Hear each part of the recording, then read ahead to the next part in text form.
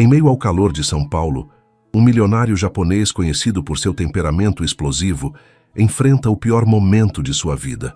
Após perder a esposa, ele se torna frio e solitário, até que uma simples faxineira brasileira o encara durante um de seus surtos de raiva e, para surpresa de todos, fala com ele em japonês perfeito. Pela primeira vez em anos, o poderoso empresário abaixa a cabeça e chora. E você, de onde está assistindo esta história de amor impossível? Comenta aí sua cidade. Se gostou desse gancho, deixa seu like e se inscreve no canal para acompanhar essa jornada emocionante de cura, amor e redenção. O sol de janeiro castigava a cidade de São Paulo quando a limusine preta cortou as ruas do bairro do Morumbi. Dentro do veículo blindado, Kenji Tanaka observava o movimento pela janela escurecida, seu rosto impassível como uma máscara no tradicional. Aos 52 anos, o empresário japonês naturalizado brasileiro carregava no semblante as marcas de quem havia construído um império tecnológico com as próprias mãos, mas também as cicatrizes invisíveis de uma perda irreparável. A mansão Tanaka surgiu imponente ao final da Alameda de Palmeiras Imperiais.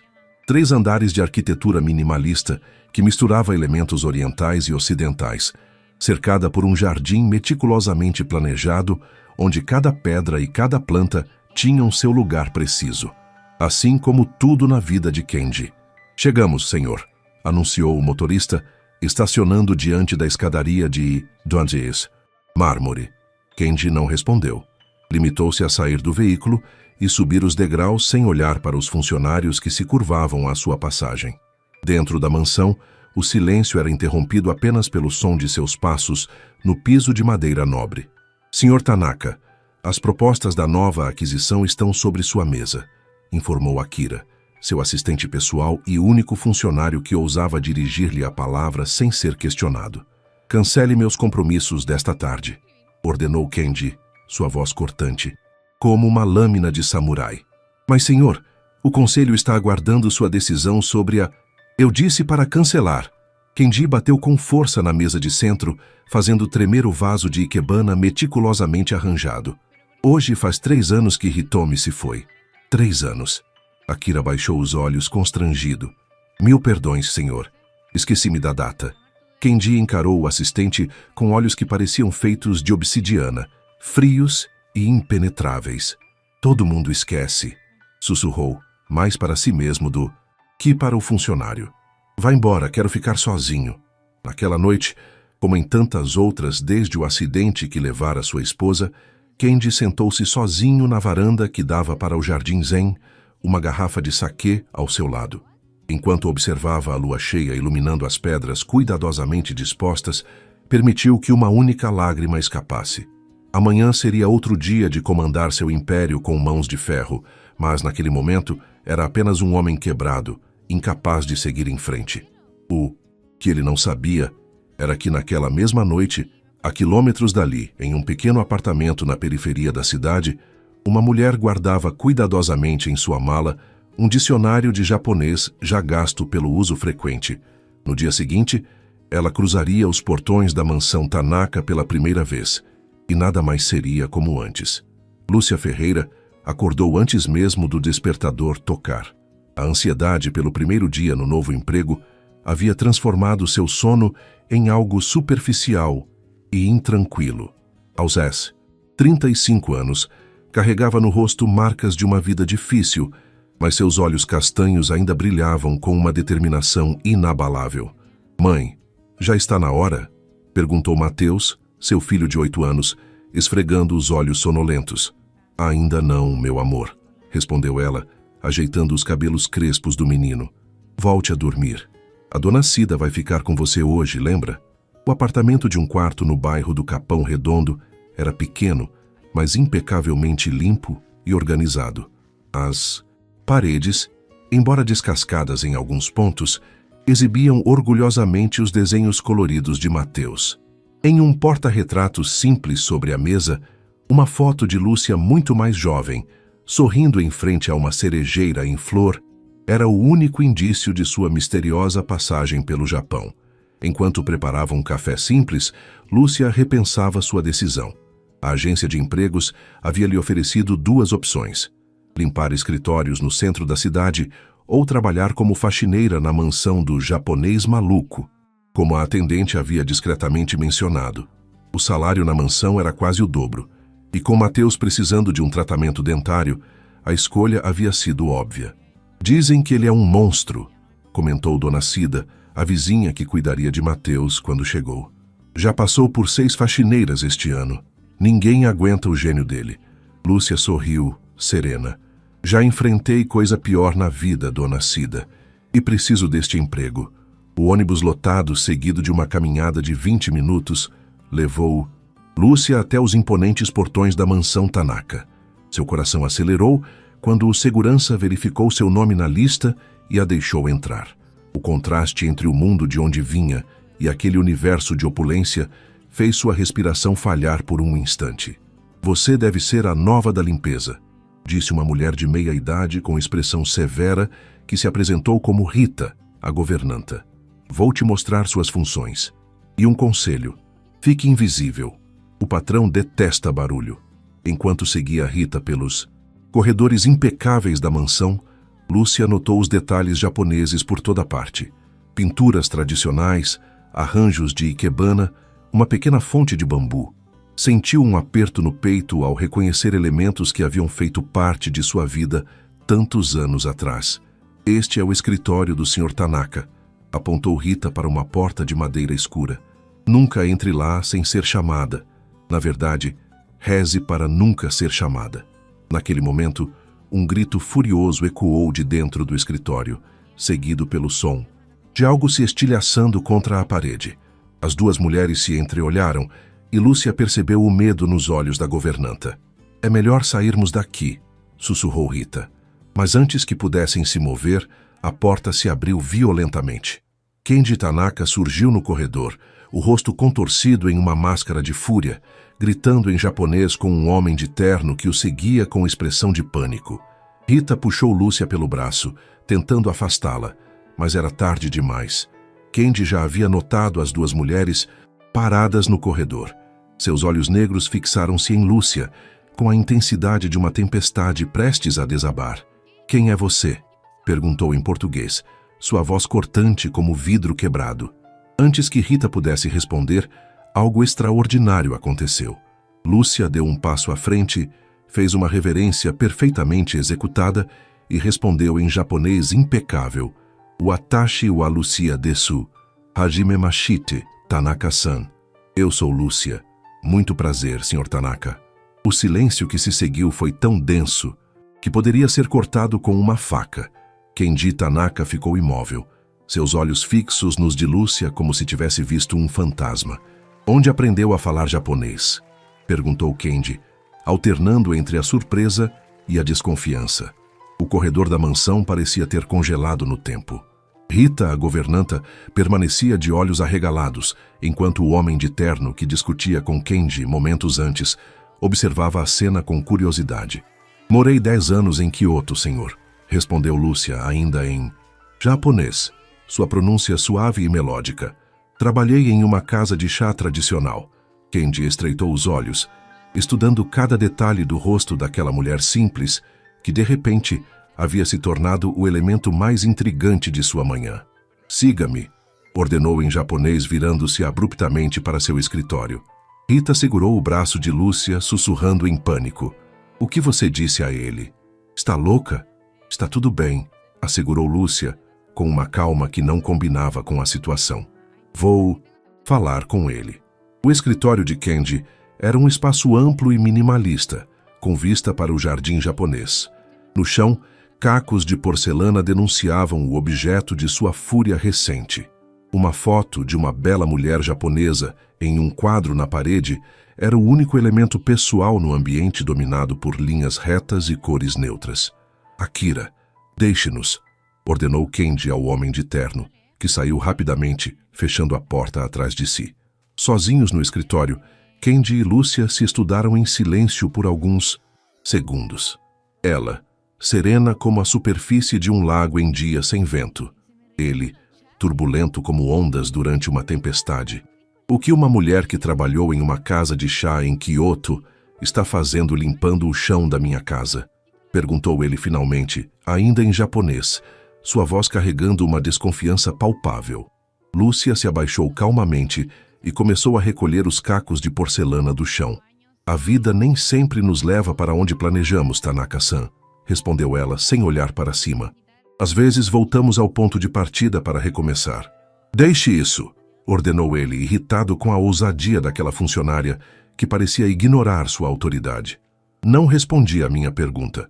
Lúcia se levantou, segurando os cacos nas mãos. Voltei ao Brasil há 5 anos quando meu filho nasceu. Precisava de raízes, de um lugar para chamá-lo de lar. Ela fez uma pausa, seus olhos encontrando os dele com uma intensidade inesperada. E o senhor, Tanaka-san?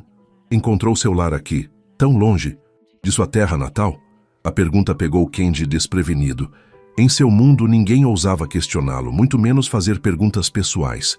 Sentiu a familiar onda de raiva subir pelo peito, mas antes que pudesse explodir, algo na expressão serena daquela mulher o deteve. Você fala demais para quem foi contratada para limpar, respondeu secamente. E tem sorte de eu não demiti-la imediatamente por essa insolência. Lúcia sorriu levemente, um gesto tão sutil quanto o desabrochar de uma flor. Sumimasen, perdão, disse ela, fazendo outra reverência. Não quis ser rude. Na casa de chá onde trabalhei, aprendi que às vezes as perguntas certas podem ajudar a acalmar um coração agitado. Kenji ficou em silêncio, observando-a com uma intensidade desconcertante. Por um momento fugaz, algo pareceu se quebrar por trás da máscara de frieza que ele mantinha. Um relance de vulnerabilidade rapidamente suprimido. Volte ao seu trabalho, disse finalmente, virando-se para a janela. E mande alguém limpar essa bagunça. Lúcia caminhou até a porta, mas antes de sair, virou-se uma última vez. Kanashimi wa ame no yo ni, itsu kayamu. A tristeza é como a chuva, eventualmente para, citou ela, em voz baixa. Quando a porta se fechou, Kenji permaneceu imóvel, olhando para o jardim zen através da janela. Pela primeira vez em 3 anos, alguém havia conseguido penetrar, mesmo que momentaneamente, a armadura que ele havia construído ao redor de si mesmo. E o mais surpreendente era uma simples faxineira brasileira que falava sua língua natal como se tivesse nascido em Tóquio. Naquela noite, contra todo o bom senso, ele se pegou pensando nos olhos dela. Uma semana se passou desde o inusitado primeiro encontro. Lúcia mantinha-se discreta, realizando suas tarefas com uma eficiência silenciosa, e não passava despercebida. Os outros funcionários começaram a notar que, desde sua chegada, os gritos de Kenji haviam diminuído consideravelmente. É como se ela tivesse jogado um feitiço nele, comentou uma das cozinheiras com Rita, enquanto preparavam o jantar. Rita balançou a cabeça incrédula. Ele nem sequer a demitiu depois daquela invasão ao escritório. Deve ser porque ela fala a língua dele. O que ninguém sabia era que todas as manhãs, ao limpar a biblioteca onde Kenji costumava tomar seu chá, Lúcia deixava um pequeno poema haiku manuscrito, em japonês perfeito, junto à bandeja. Pequenas gotas de sensibilidade em um oceano de frieza. Naquela tarde de quinta-feira, uma chuva torrencial castigava São Paulo. Kenji estava na biblioteca, analisando um antigo tabuleiro de Go, quando percebeu a presença de Lúcia na porta. Entre, disse ele, sem levantar os olhos das peças pretas e brancas. Lúcia entrou silenciosamente, carregando a bandeja de chá da tarde. O senhor joga Go? Perguntou ela, colocando a bandeja na mesa lateral. Desde criança, respondeu Kenji, movendo uma peça branca. Meu pai me ensinou. Você conhece o jogo? Um pouco. O mestre da casa de chá onde trabalhei era um entusiasta. Kenji olhou para ela pela primeira vez naquele dia. Lúcia usava o uniforme simples das funcionárias, mas havia algo em sua postura, na maneira como se movia, que sugeria uma elegância incomum. Sente-se, ordenou ele, apontando para a cadeira à sua frente. Lúcia hesitou, consciente dos olhares surpresos que vinham do corredor. Não seria apropriado, senhor. Estou em horário de trabalho. Eu decido o que é apropriado na minha casa, retrucou ele. Sente-se e jogue comigo. Com movimentos medidos, Lúcia obedeceu, sentando-se diante do tabuleiro. Seus dedos tocaram levemente as peças negras, como se reconhecendo velhos amigos. Onegai shimasu. Por favor, seja gentil comigo, disse ela, fazendo a reverência tradicional que precede o jogo. Durante a hora seguinte, jogaram em silêncio quase absoluto, quebrado apenas pelo suave clique das peças sendo posicionadas no tabuleiro. Para surpresa de Kenji, Lúcia jogava muito melhor do que havia sugerido, demonstrando estratégia e paciência. Você mentiu sobre conhecer apenas um pouco do jogo, comentou ele, quando a chuva começou a diminuir lá fora. Lúcia sorriu levemente. Não menti. Comparado aos mestres, meu conhecimento é realmente pequeno. Humildade ou estratégia? Talvez um pouco dos dois, ela respondeu, colocando uma peça que bloqueou efetivamente o avanço dele. No Japão, aprendi que às vezes a vitória vem não de mostrar força, mas de parecer frágil. Kenji estudou o tabuleiro, percebendo que estava em desvantagem. Você não é o que aparenta ser, Lúcia Ferreira. Nenhum de nós é, Tanaka-san, respondeu ela, seus olhos encontrando os dele por cima do tabuleiro. Especialmente aqueles que constroem muralhas tão altas ao redor de si mesmos. Um trovão ressoou ao longe, como se sublinhando suas palavras. Kenji sentiu uma mistura confusa de irritação e curiosidade. Você fala com muita liberdade para alguém na sua posição. O Go nos ensina que a posição é sempre transitória, não é mesmo? Ela moveu outra peça. Hoje estou aqui, amanhã posso estar em outro lugar. Isso é uma ameaça de demissão? É um lembrete de que todos somos passageiros nesta vida, respondeu ela com simplicidade. Mesmo aqueles que constroem impérios. Kenji abriu a boca para responder, mas foi interrompido por Akira, que entrou apressadamente na biblioteca. Senhor, perdoe a intrusão, mas o presidente da Nihon Tech está na linha. É sobre a fusão. Kenji levantou-se abruptamente. Continuaremos isto outro dia, disse a Lúcia, já se dirigindo à porta. Mas parou por um momento e acrescentou, seus poemas são bons. Obrigado. Quando ele saiu, Lúcia permaneceu sentada, olhando para o tabuleiro de Go. Em algum lugar dentro daquele homem amargurado, ela havia vislumbrado uma centelha do que ele poderia ter sido, ou talvez, do que ainda poderia ser. Do lado de fora, a chuva havia parado completamente, e um tênue arco-íris começava a se formar no horizonte paulistano. O mês de fevereiro avançava, trazendo consigo um calor sufocante que parecia derreter o asfalto de São Paulo. Na mansão Tanaka, ventiladores e ar-condicionado trabalhavam incessantemente para manter o ambiente fresco, enquanto os jardins eram regados 3 vezes ao dia para preservar sua beleza meticulosa. Naquela manhã de sábado, Kenji estava inusitadamente em casa, cancelando uma viagem de negócios à última hora, sem dar explicações. Os funcionários notaram sua presença inesperada e trocaram olhares nervosos, temendo que o patrão estivesse procurando motivos para demissões. Lúcia estava no jardim dos fundos, limpando a varanda que circundava o pequeno lago com carpas coloridas, quando percebeu Kenji caminhando em sua direção, vestindo roupas casuais, algo que ela jamais havia visto antes. Bom dia, Tanaka-san, cumprimentou ela em japonês, fazendo uma leve reverência. Você não deveria estar trabalhando hoje, respondeu ele, parando a poucos passos de distância. Rita me pediu para cobrir o turno de Joana. Seu filho está doente. Kenji assentiu distraidamente, seus olhos fixos no lago onde as carpas nadavam languidamente. Minha esposa adorava estas carpas, comentou ele, sua voz mais suave do que o habitual, especialmente aquela laranja com manchas brancas. Ela a chamava de Hanako. Era a primeira vez que ele mencionava a esposa falecida. Lúcia permaneceu em silêncio respeitoso, percebendo a raridade daquele momento. No Japão, continuou, Kenji, ainda olhando para o lago, acreditamos que as carpas koi simbolizam perseverança. Elas nadam contra a corrente, enfrentam obstáculos. Nanakorobi Yaoki, murmurou Lúcia. Cair 7 vezes, levantar 8. Kenji virou-se para ela, um lampejo de surpresa em seus olhos. Você conhece muitos provérbios japoneses para uma brasileira, e o senhor guarda muita dor para alguém que tem tanto, respondeu ela com suavidade, sem qualquer acusação na voz. Por um momento, O silêncio pairou entre eles, preenchido apenas pelo som da água e do vento nas folhas das árvores. Quando Kendi falou novamente, sua voz havia perdido parte da dureza habitual. Você tem um filho, não é? Lúcia sorriu, e seus olhos instantaneamente se iluminaram. Sim, Mateus. Ele tem 8 anos. E o pai? A pergunta direta fez Lúcia desviar o olhar momentaneamente. Não está presente. Kendi assentiu, sem insistir no assunto. Hitomi e eu nunca tivemos filhos, disse ele, surpreendendo a si mesmo com a confissão. Sempre adiamos, havia sempre algo mais importante. Negócios, expansões, viagens. Sua voz falhou ligeiramente. E então já era tarde demais. Lúcia deixou o pano de limpeza de lado e se aproximou do lago.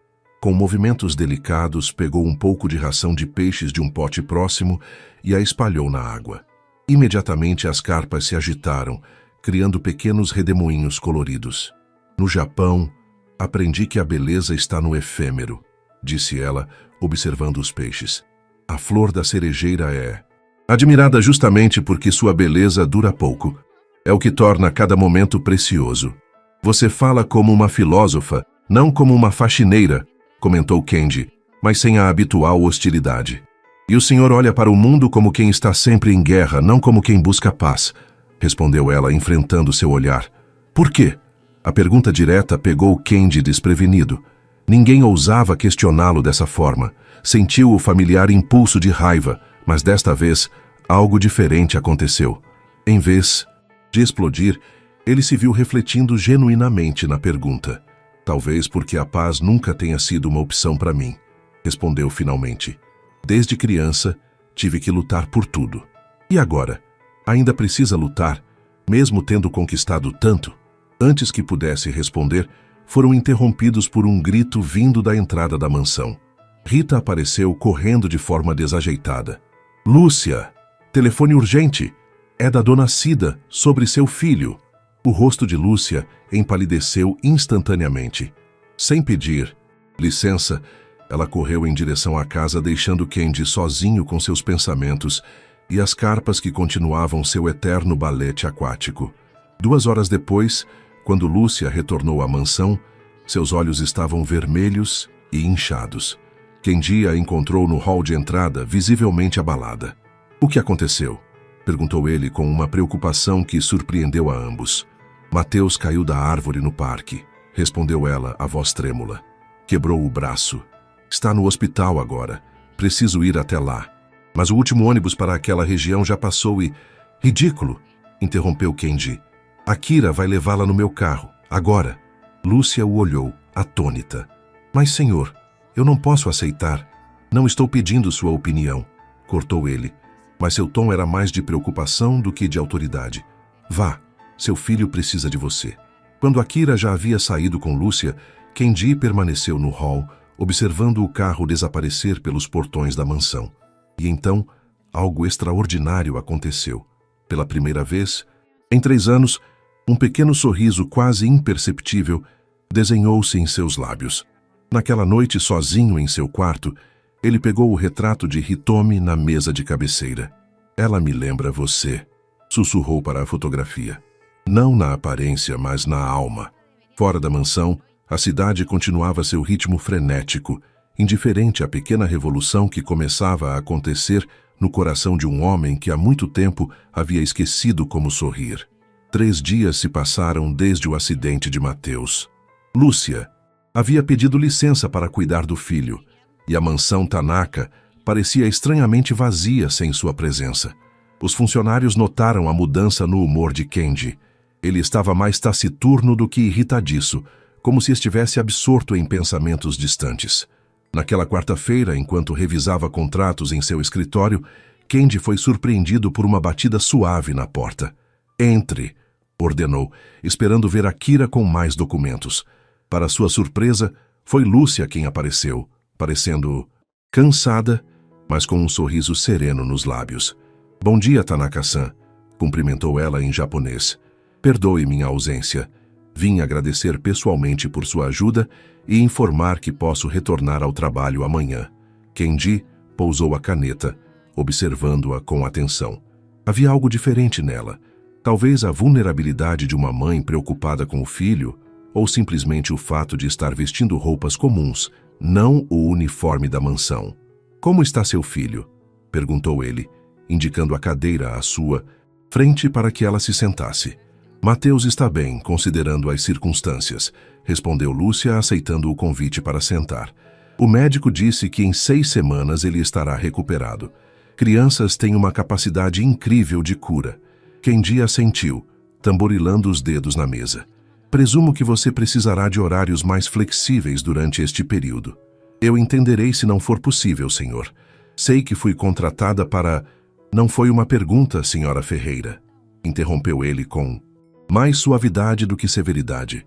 "Fale com Rita para ajustar seu horário. Seu filho precisa de você." Lúcia o encarou genuinamente surpresa. "Obrigada, Tanaka-san. Sua generosidade é inesperada." "Não confunda pragmatismo com generosidade", respondeu ele, desviando o olhar. "Você é eficiente no seu trabalho. Prefiro manter funcionários competentes, mesmo com horários reduzidos." Um pequeno sorriso se formou nos lábios de Lúcia.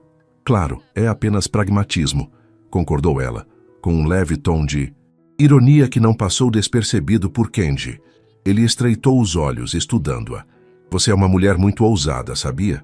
E o senhor é um homem que esconde sua gentileza como se fosse uma fraqueza", rebateu ela, sustentando seu olhar. Por um momento, Kendi pareceu sem palavras, desarmado pela franqueza daquela mulher que constantemente desafiava as barreiras entre patrão e funcionária. Finalmente ele se levantou e caminhou até uma pequena mesa lateral, onde havia um conjunto de chá tradicional japonês. "Você disse que trabalhou em uma casa de chá", comentou pegando um pequeno pote de cerâmica. "Sabe preparar matcha?" Lúcia se levantou e se aproximou. "Hai", respondeu simplesmente. Com gestos precisos e elegantes que contrastavam com sua aparência simples, ela preparou o chá verde em pó, seguindo o ritual tradicional. Aqueceu a água na temperatura correta, adicionou o pó esverdeado, bateu com o shasen, o batedor de bambu, em movimentos em forma de M, até formar uma espuma delicada na superfície. Kendi observou em silêncio, hipnotizado pela transformação. Não era mais a faxineira brasileira diante dele, mas uma praticante de chado, o caminho do chá, executando movimentos que falavam de anos de prática e dedicação. "Como uma brasileira do interior acabou em uma casa de chá em Kyoto?" perguntou ele, aceitando a pequena tigela que ela lhe oferecia com ambas as mãos, conforme a tradição. Lúcia hesitou, seus olhos momentaneamente perdidos em algum lugar distante. "Eu sempre fui fascinada pela cultura japonesa. Quando tinha 20 anos, ganhei uma bolsa para estudar literatura japonesa em Tóquio. Era para ser apenas 1 ano, mas me apaixonei pelo país. E também por alguém", completou ela, baixando os olhos. "Acabei ficando 10 anos. Kendi tomou um gole do chá, saboreando o amargor característico que, paradoxalmente, trazia uma doçura sutil ao final. "E o que aconteceu com esse alguém?" perguntou, surpreso com seu próprio interesse. "A vida aconteceu", respondeu Lúcia vagamente. "Nem todas as histórias têm finais felizes, Tanaka-san, mas todas nos ensinam algo." Kendi assentiu, compreendendo o não dito. Por um momento, compartilharam um silêncio confortável, unidos pela compreensão mútua de perdas que não precisavam ser explicadas. "Este chá", disse ele finalmente, "é o melhor que provei desde que deixei o Japão." "Arigato gozaimasu", muito obrigada, respondeu ela com uma reverência. O verdadeiro sabor do matcha não está apenas na preparação, mas na atenção e no coração de quem o serve e de quem o recebe. "Ichigo ichi", murmurou Kendi. "Cada encontro, uma vez na vida." "Exatamente", concordou Lúcia, seus olhos encontrando os dele. "Por isso, cada momento deve ser valorizado como único." Quando Lúcia deixou o escritório alguns minutos depois, Kendi permaneceu sentado, contemplando a tigela vazia de chá em suas mãos. Algo estava mudando dentro dele, lentamente, imperceptivelmente, como a mudança das estações. E pela primeira vez em muito tempo, essa mudança não o assustava. Do lado de fora do escritório, Rita observava Lúcia caminhando pelo corredor com uma expressão pensativa. "O que ele queria?" Perguntou a governanta desconfiada. Lúcia sorriu enigmaticamente. Apenas tomar chá, Rita. Às vezes é tudo o que precisamos. O outono começava a dar seus primeiros sinais em São Paulo, com noites mais frescas e ocasionais chuvas que lavavam o cinza persistente da metrópole. Na mansão Tanaka, um equilíbrio frágil se estabelecera nas semanas seguintes ao incidente com Mateus. Lúcia trabalhava agora em horário reduzido, saindo mais cedo para cuidar do filho. Para surpresa de todos os funcionários, Kendi não apenas havia aceitado o arranjo, como ocasionalmente perguntava sobre a recuperação do menino.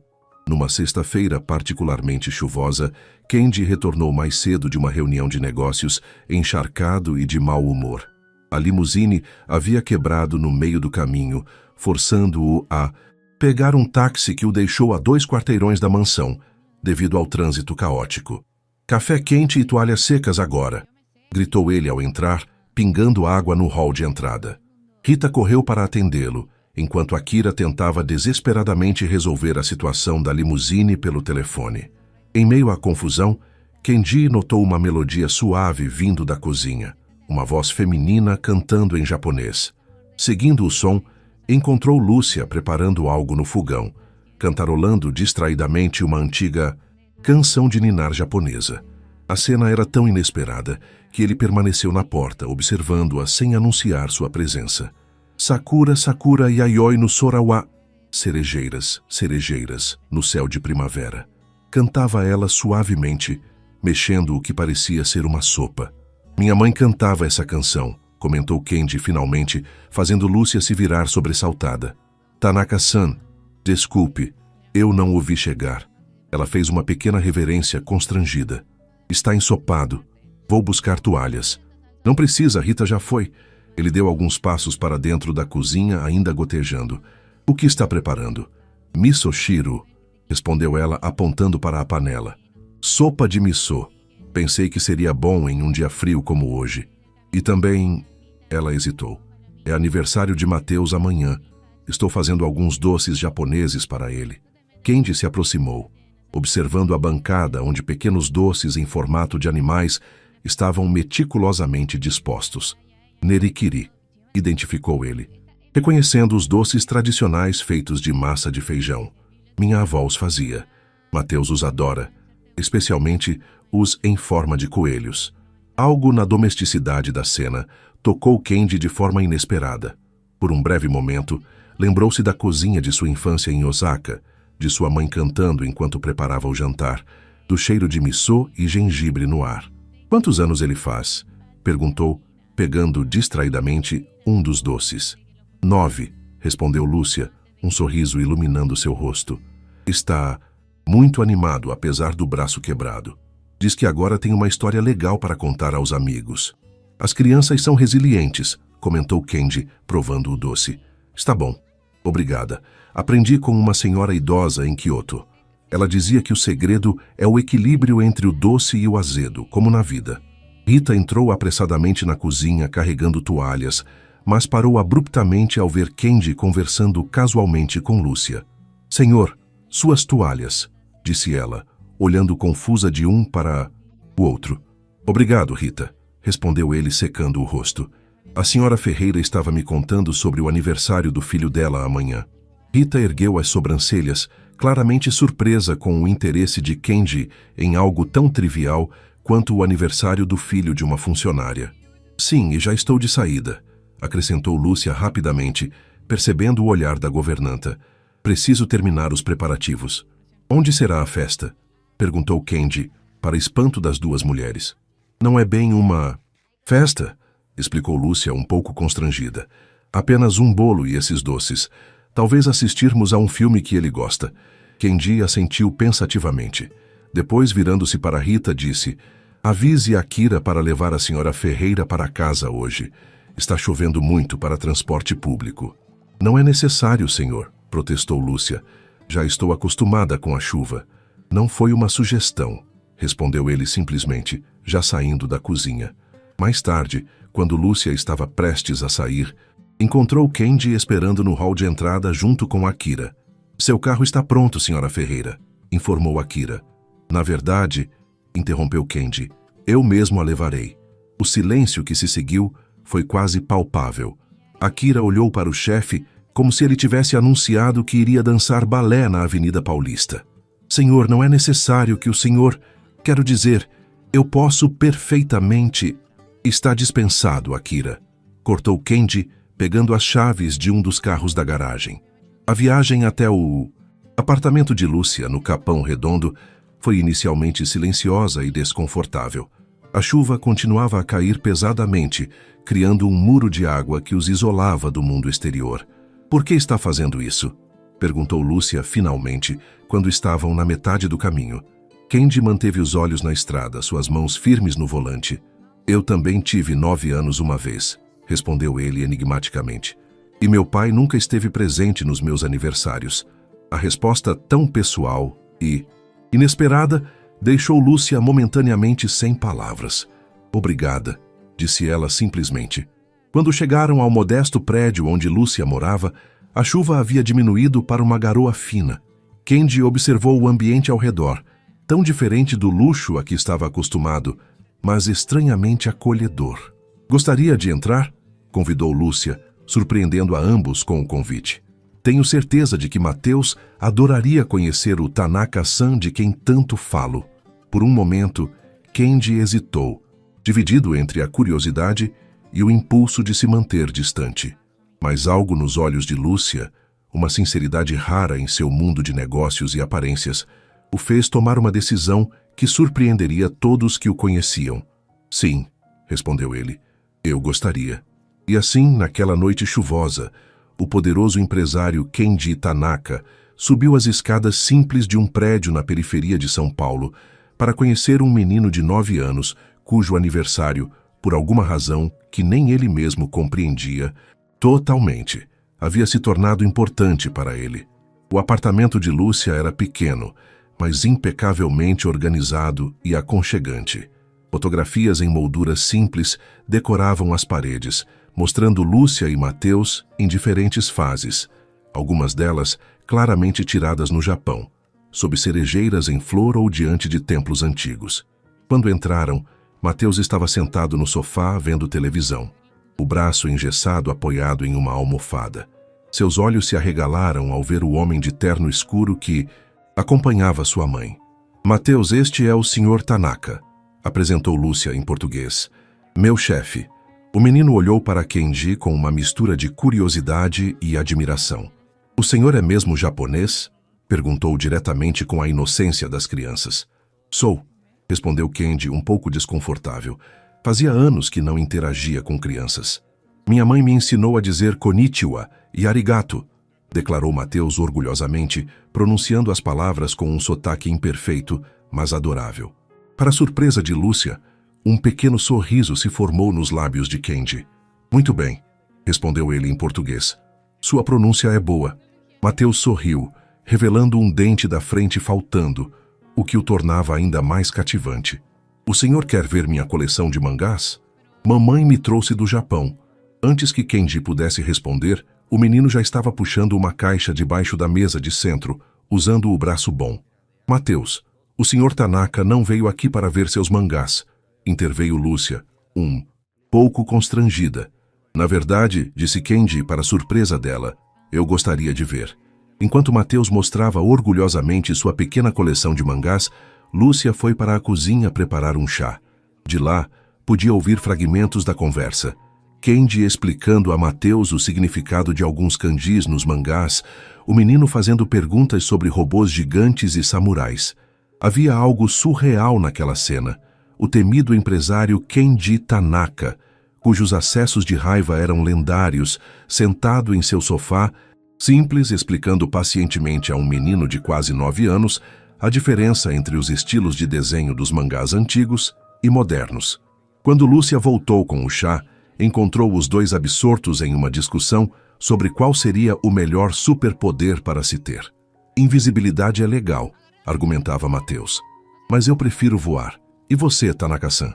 Kenji parecia genuinamente pensativo. Quando eu tinha sua idade, provavelmente escolheria superforça, respondeu ele. Hoje, acho que escolheria o poder de voltar no tempo. Algo na voz dele fez Lúcia parar, a bandeja de chá nas mãos. Havia uma vulnerabilidade ali que ela nunca tinha ouvido antes. Para quê? Perguntou Mateus inocentemente. Para ficar rico comprando ações? Não, respondeu Kendi suavemente. Para passar mais tempo com pessoas que não estão mais aqui. Um silêncio momentâneo caiu sobre a sala, carregado de emoção não dita. Lúcia colocou a bandeja na mesa, sentindo o peso das palavras de Kendi. Minha mãe diz que as pessoas que amamos nunca vão embora completamente, disse Mateus com a sabedoria inesperada que às vezes surge das crianças. Elas ficam aqui. Ele apontou para o próprio peito, no cocoro. Kendi olhou para o menino, genuinamente surpreso.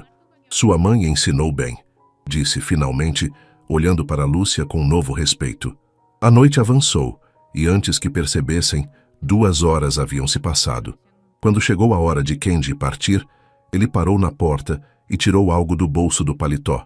Quase esqueci. Disse, estendendo um pequeno envelope para Mateus. Feliz aniversário adiantado. O menino abriu o envelope com entusiasmo, revelando um par de ingressos. Exposição de robôs japoneses! Exclamou ele, pulando de empolgação.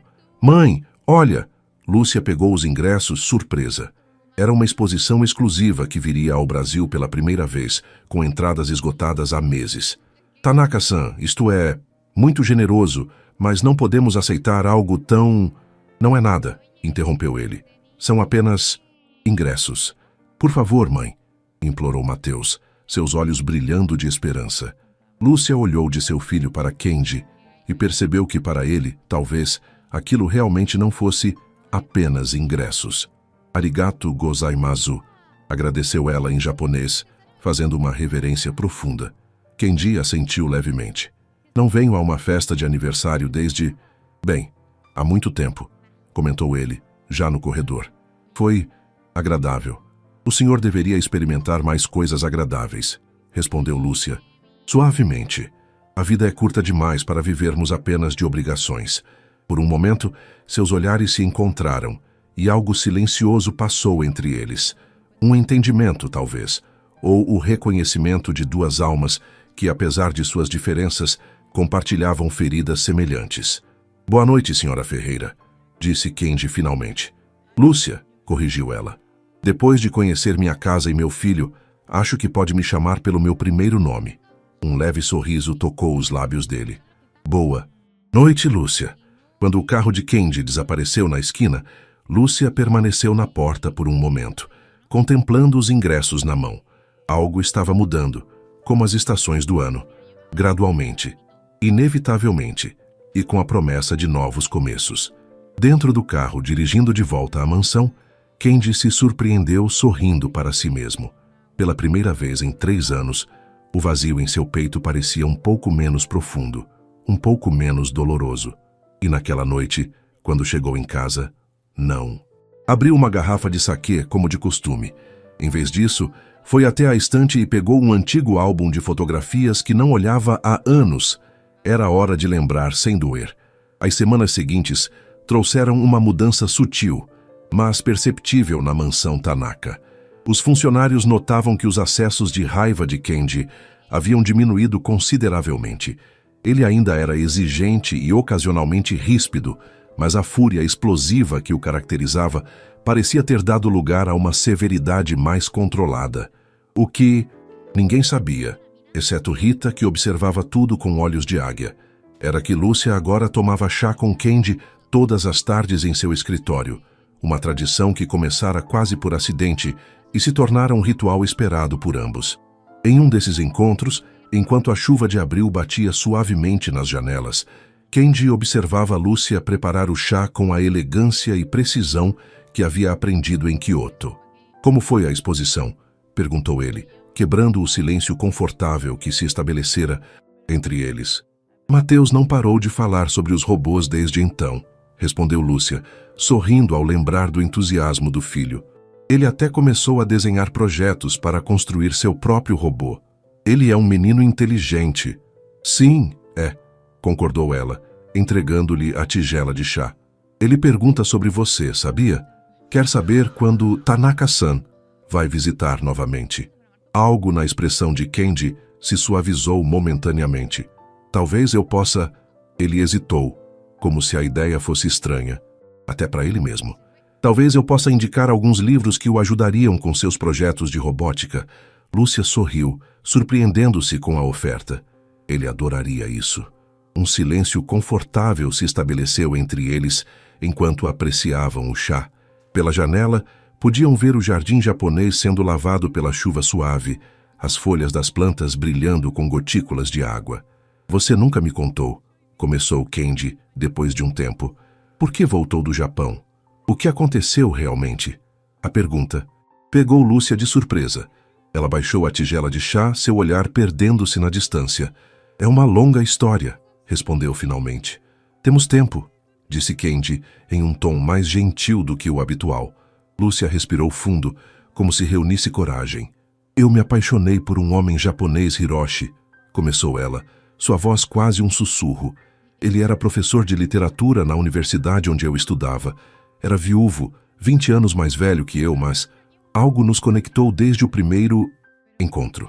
Ele me ensinou sobre poesia, sobre a beleza das pequenas coisas, sobre o wabi-sabi, a beleza da imperfeição. Kenji ouvia atentamente, observando como seus olhos se iluminavam ao falar do passado. Fomos felizes por quase 8 anos, continuou ela. Vivíamos em uma casa pequena em Kyoto, perto do Templo Prateado. Ele escrevia. Eu trabalhava na casa de chá e estudava a cultura japonesa. Planejávamos nos casar, ter filhos. Sua voz falhou ligeiramente. Então, o que aconteceu? Perguntou Kenji suavemente quando ela não continuou.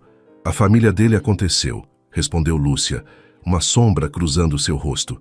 Especificamente seu filho mais velho. Quando Hiroshi anunciou que queria se casar comigo, sua família foi contra. Eu era estrangeira, mais jovem, não era o que eles esperavam.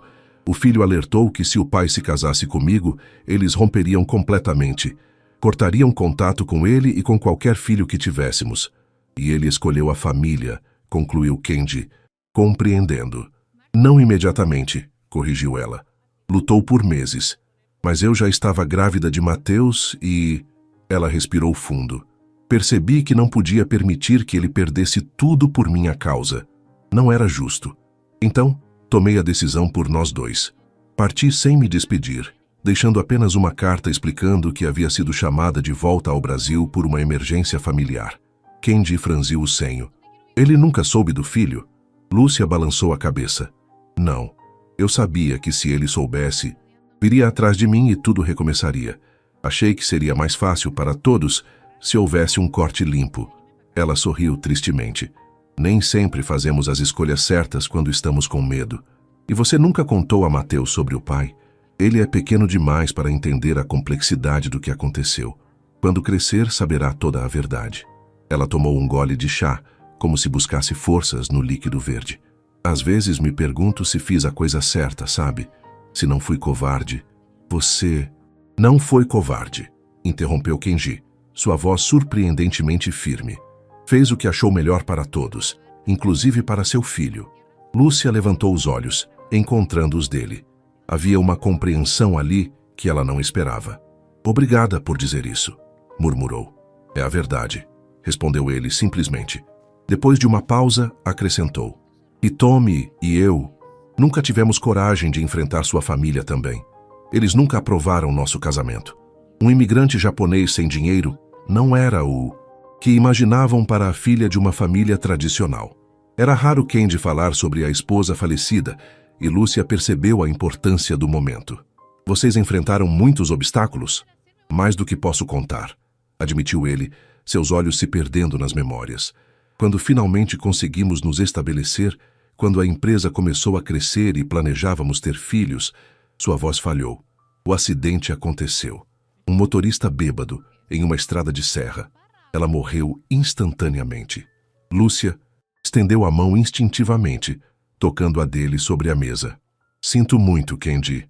Era a primeira vez que ela o chamava pelo primeiro nome sem o honorífico japonês, e por alguma razão, isso pareceu o gesto mais íntimo possível naquele momento. O pior não foi perdê-la, continuou ele, sua voz quase um sussurro. Foi perceber quanto tempo perdemos lutando, construindo, planejando um futuro que nunca chegaria. Quantos momentos desperdiçamos preocupados com aprovação, status, dinheiro, quando poderíamos apenas ter vivido. Uma única lágrima escorreu pelo rosto de Kenji e ele não fez nenhum movimento para escondê-la. Lúcia apertou sua mão gentilmente, oferecendo o conforto silencioso de quem compreende a dor. Ichigo Ichi, murmurou ela. Cada encontro uma vez na vida. Naquele momento algo mudou entre eles. Não era apenas um patrão e sua funcionária compartilhando histórias. Eram duas almas feridas, reconhecendo uma na outra a compreensão que apenas aqueles que experimentaram perdas semelhantes podem oferecer. Quando Rita entrou no escritório 1 hora depois, para informar sobre um telefonema urgente, encontrou os dois ainda sentados lado a lado, em silêncio, suas mãos unidas sobre a mesa como se fossem velhos amigos, ou algo mais, que finalmente haviam encontrado o caminho de volta para casa após uma longa jornada. E enquanto os observava se afastarem rapidamente, constrangidos por serem descobertos em um momento de intimidade, a governanta percebeu que o que estava testemunhando era o início de algo que poderia curar ou destruir seu patrão. A pergunta era, qual dos dois aconteceria primeiro? O início de maio trouxe a São Paulo uma onda de calor inesperada, como um último suspiro do verão antes do outono se instalar definitivamente. Na mansão Tanaka, os jardineiros trabalhavam incansavelmente para manter o jardim japonês hidratado, enquanto os funcionários buscavam refúgio nos ambientes com ar-condicionado. Naquela manhã de sábado, Kenji surpreendeu a todos ao anunciar que tiraria o dia de folga, algo praticamente inédito em sua rotina monástica de trabalho. O que ninguém sabia, exceto Akira, seu assistente de confiança, era que ele havia convidado Lúcia e Mateus para um passeio. "Tem certeza disso, senhor?" perguntou Akira discretamente enquanto preparava os documentos que Kenji havia solicitado. "Os rumores já estão se espalhando entre os funcionários." Kenji ajustou o relógio de pulso, optando por roupas casuais em vez do habitual. "Terno impecável. Desde quando me importo com rumores, Akira?" "Nunca se importou", admitiu o assistente. "Mas também nunca se envolveu pessoalmente com uma funcionária antes." Kenji lançou um olhar severo ao assistente. "Não estou me envolvendo com ninguém.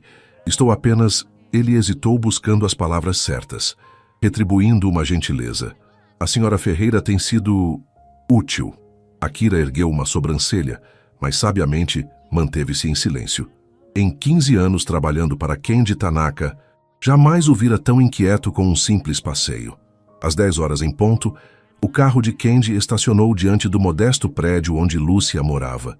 Mateus foi o primeiro a sair, correndo em direção ao veículo, com a empolgação típica da infância, apesar do braço ainda engessado. "Tanaka-san!"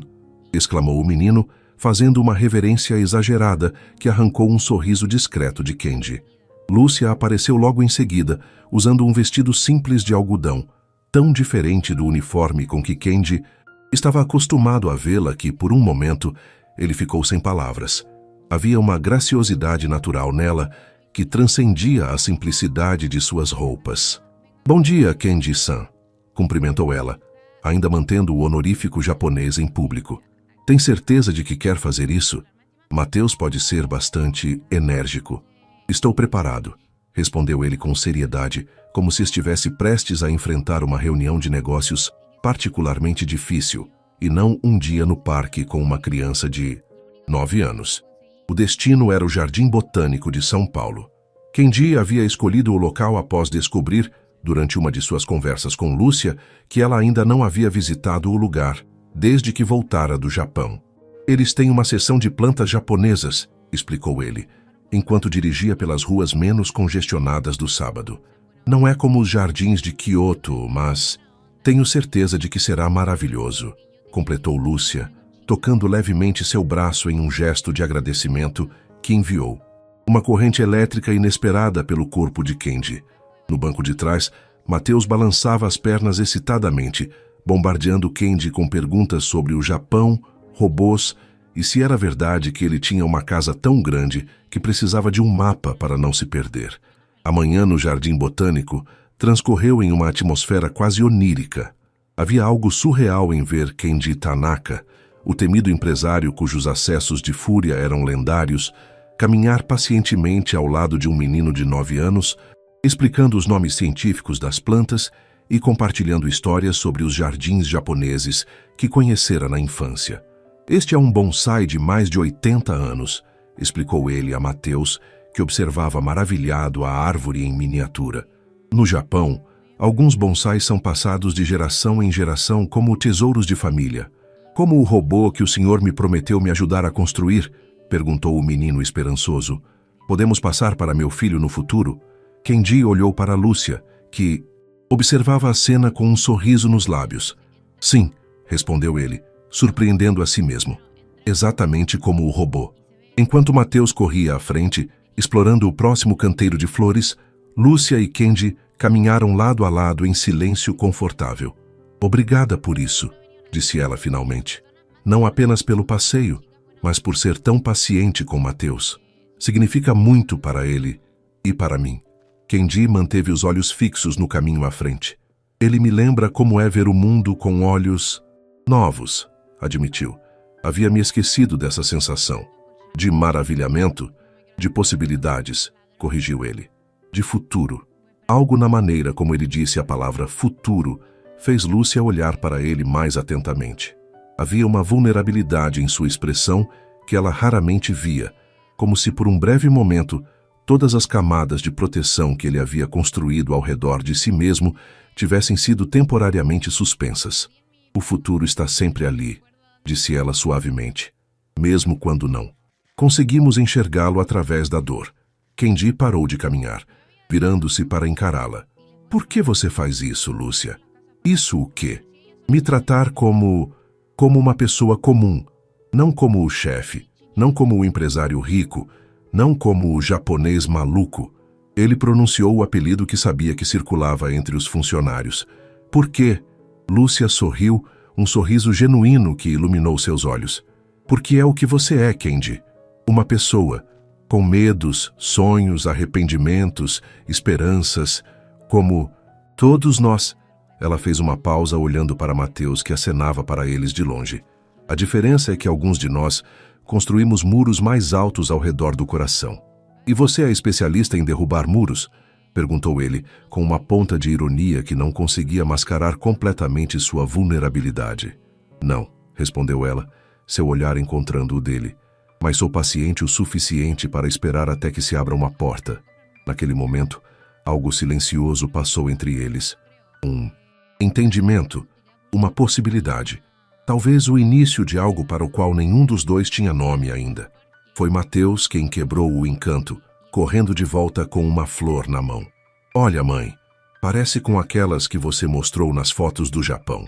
Era uma camélia rosa, não muito diferente das que floresciam nos jardins de Kyoto na primavera. É linda, filho, respondeu ela pegando a flor. Mas não devemos colher flores em jardins botânicos, lembra? O menino baixou os olhos constrangido. Desculpa, estava caída no chão, juro. Kenji se abaixou para ficar no mesmo nível dos olhos do menino. Sabe o que os japoneses diriam sobre essa flor caída, Mateus? O menino balançou a cabeça negativamente. Mono no aware, disse Kenji. É a beleza das coisas efêmeras, que são mais preciosas justamente porque não duram para sempre. Mateus franziu o senho, processando o conceito. Como o sorvete no verão. Kenji riu. Uma risada genuína, surpreendente até para si mesmo. Sim, exatamente como o sorvete no verão. Lúcia observou a interação, sentindo um nó na garganta. Ver o homem que conhecera tão amargurado e fechado conectar-se com seu filho daquela forma era algo que nunca havia esperado presenciar.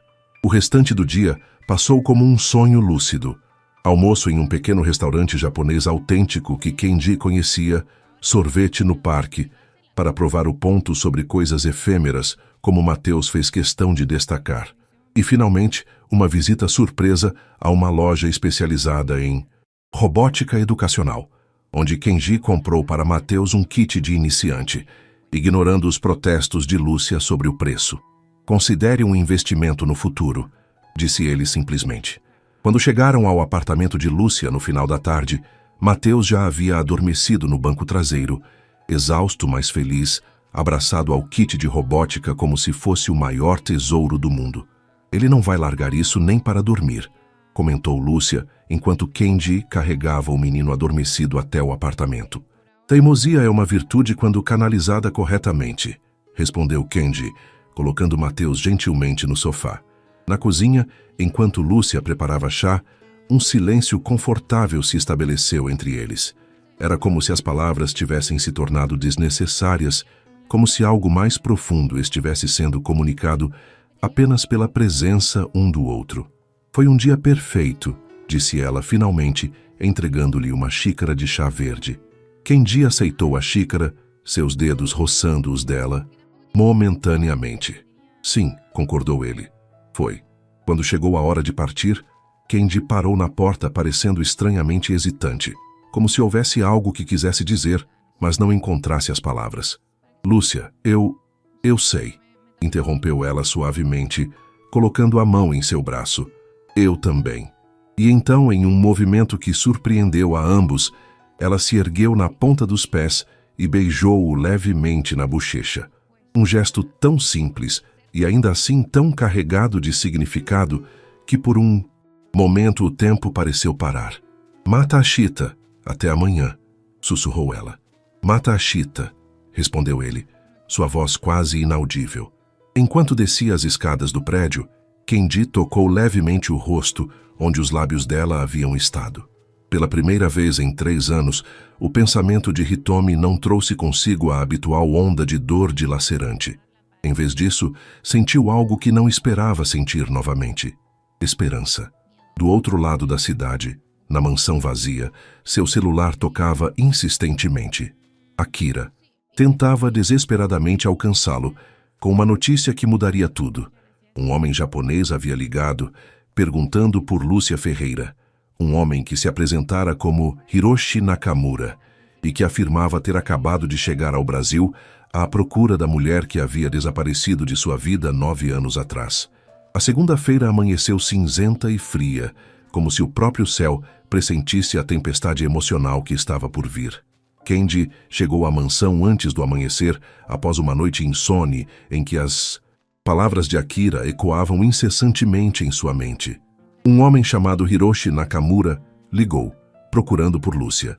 Disse que veio do Japão especialmente para encontrá-la. Agora, sentado em seu escritório com uma xícara de chá intocada, esfriando à sua frente, Kenji contemplava o que fazer com essa informação. A ideia de que o homem que Lúcia havia amado, o pai de Mateus, estava em São Paulo à sua procura, provocava nele uma mistura confusa de emoções que não sabia nomear. Ou talvez temesse. Nomear. A porta se abriu suavemente e Akira entrou com uma pasta de documentos. Encontrei as informações que pediu, senhor, disse ele, colocando a pasta sobre a mesa. Hiroshi Nakamura, 63 anos, professor emérito de literatura japonesa da Universidade de Kyoto. Viúvo, 2 filhos adultos.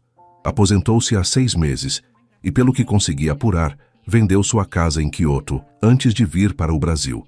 Kenji abriu a pasta, encarando a fotografia de um homem japonês de meia idade, de aparência distinta e olhos gentis por trás de óculos de armação fina. O tipo de homem que combinava perfeitamente com a imagem que havia formado ao ouvir Lúcia falar sobre ele. Onde ele está hospedado? No Grand Hyatt, no Brooklyn. Chegou há 3 dias e já contratou um investigador particular para localizar Lúcia. Akira hesitou antes de continuar. Ele também mencionou ao recepcionista do hotel que está procurando seu filho. Kenji ergueu os olhos bruscamente. Ele sabe sobre Mateus? Aparentemente sim, confirmou Akira. Não tenho detalhes sobre como descobriu, mas ele deixou um número de contato quando ligou. Akira entregou um cartão com o número anotado. O que pretende fazer, senhor? Kenji ficou em silêncio por um longo momento, encarando o cartão como se fosse uma bomba prestes a explodir. Nada, por enquanto, respondeu finalmente, mas quero ser informado imediatamente se ele ligar novamente.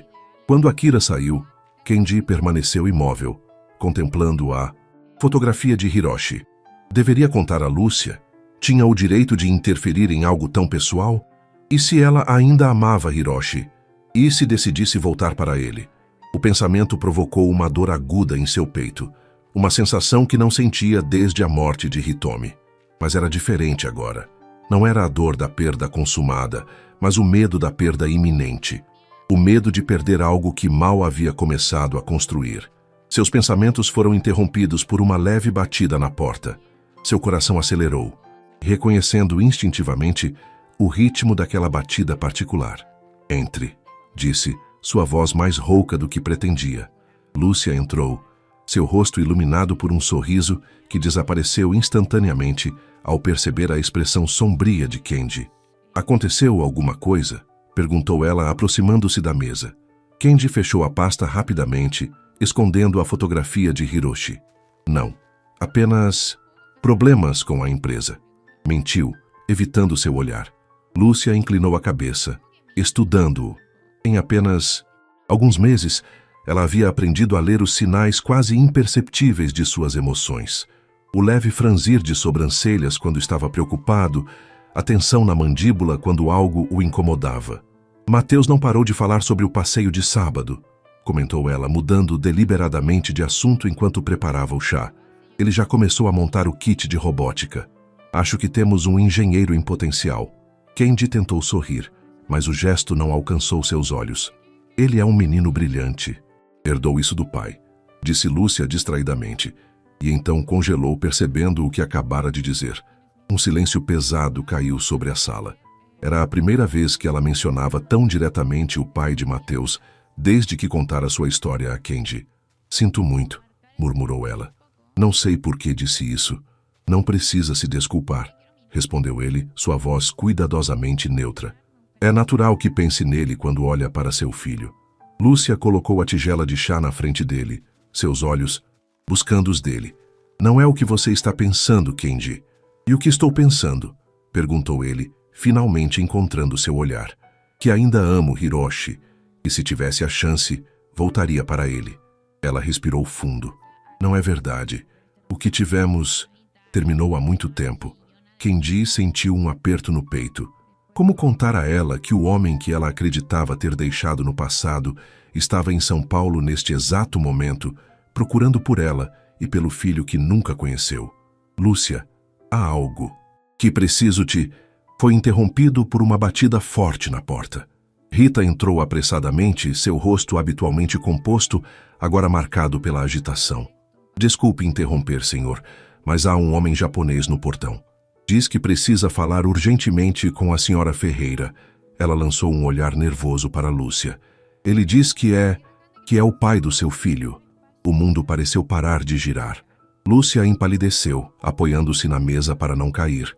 "Hiroshi?", sussurrou, a voz quase inaudível. "Aqui?" Kenji se levantou rapidamente, indo até ela. "Você não precisa vê-lo se não quiser", disse firmemente, segurando seus braços para estabilizá-la. "Posso mandá-lo embora." Lúcia olhou para ele, seus olhos repletos de confusão e medo. "Como ele me encontrou? Como soube sobre Mateus?"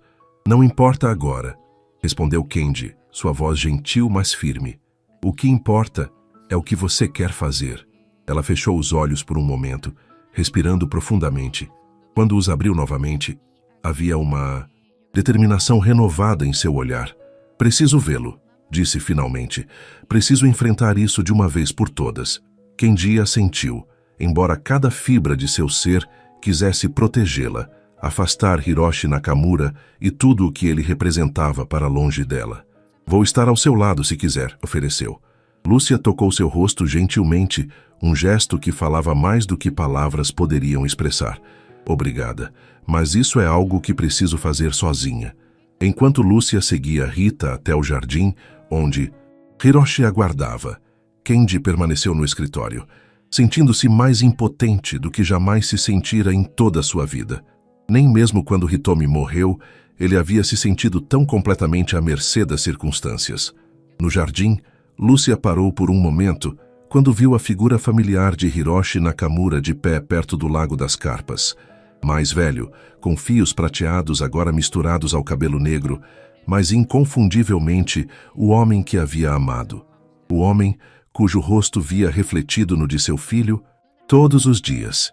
"Hiroshi", chamou ela suavemente em japonês. Ele se virou, e seu rosto se iluminou com uma mistura de alívio, alegria e algo mais complexo que ela não conseguiu identificar. Lúcia, respondeu ele, sua voz exatamente como ela lembrava. Finalmente te encontrei. Enquanto observava o encontro pela janela do escritório, Kendi sentiu uma dor aguda ao ver Hiroshi dar passos hesitantes em direção a Lúcia e depois, após um momento de indecisão, abraçá-la.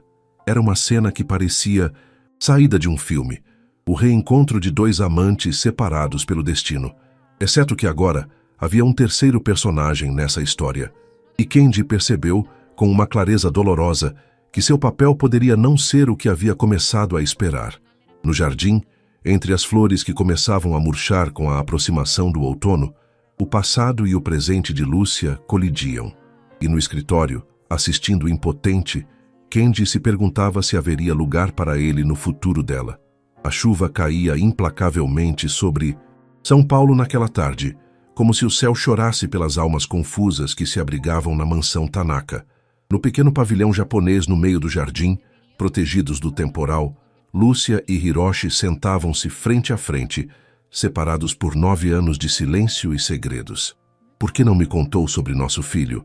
Perguntou Hiroshi em japonês, sua voz mais magoada do que acusatória. Eu tinha o direito de saber. Lúcia olhou para a chuva que formava círculos concêntricos no Lago das Carpas, buscando respostas nas ondulações da água. Achei que estava fazendo o certo, respondeu finalmente. Para você, para sua família, para Mateus. Não era seu direito tomar essa decisão sozinha, disse ele, inclinando-se para a frente. Eu teria largado tudo por vocês. Teria vindo para o Brasil, teria começado uma nova vida. Esse é exatamente o ponto, Hiroshi, interrompeu ela, finalmente encontrando seus olhos. Eu não queria que você sacrificasse tudo. Sua posição na universidade, seu relacionamento com seus outros filhos. Sabia o quanto você já havia sofrido com a morte de sua esposa, como lutou para manter sua família unida. Sua voz falhou. Não podia ser a responsável por destruir isso novamente. Hiroshi balançou a cabeça, passando a mão pelos cabelos agora parcialmente grisalhos. Então preferiu sofrer sozinha? Criar nosso filho sem pai? Não foi fácil, admitiu ela. Mas Mateus nunca faltou amor. Um silêncio pesado caiu entre eles, preenchido apenas pelo som da chuva nas telhas do pavilhão.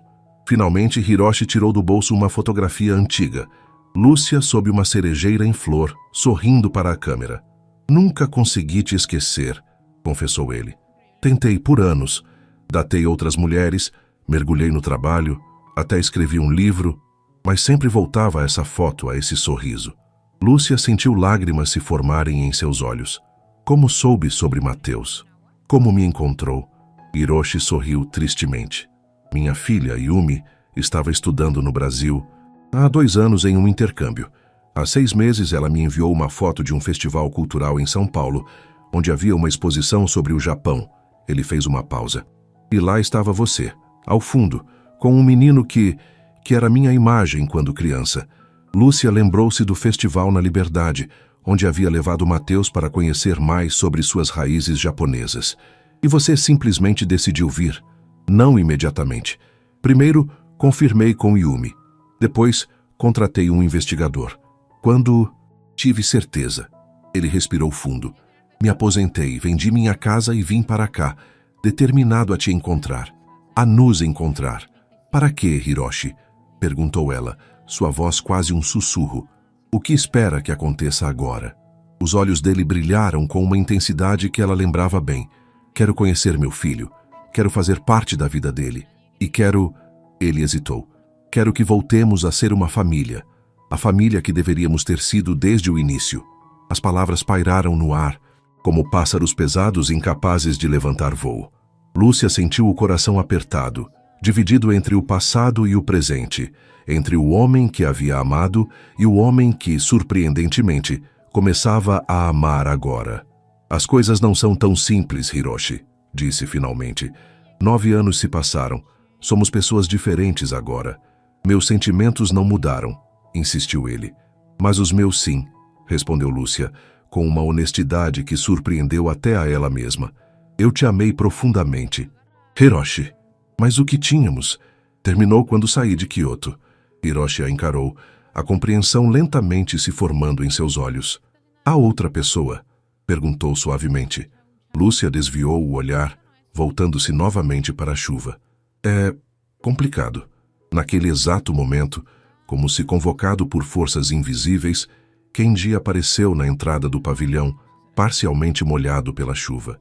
Ele parou abruptamente ao perceber que havia interrompido um momento importante. Perdoem-me, disse em japonês, fazendo menção de recuar. Não quis interromper. Você não está interrompendo, respondeu Lúcia rapidamente, talvez rápido demais. Hiroshi observou a troca de olhares entre os dois, e uma expressão de compreensão atravessou seu rosto. Você deve ser Kendi Tanaka, disse ele, levantando-se e fazendo uma reverência formal. Sou Hiroshi Nakamura.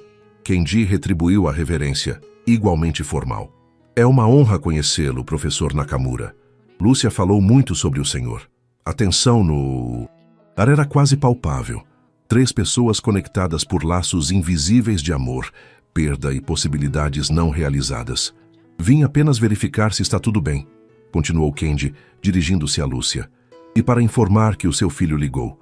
Dona Cida disse que ele está ansioso para te ver. O rosto de Hiroshi se iluminou à menção de Mateus.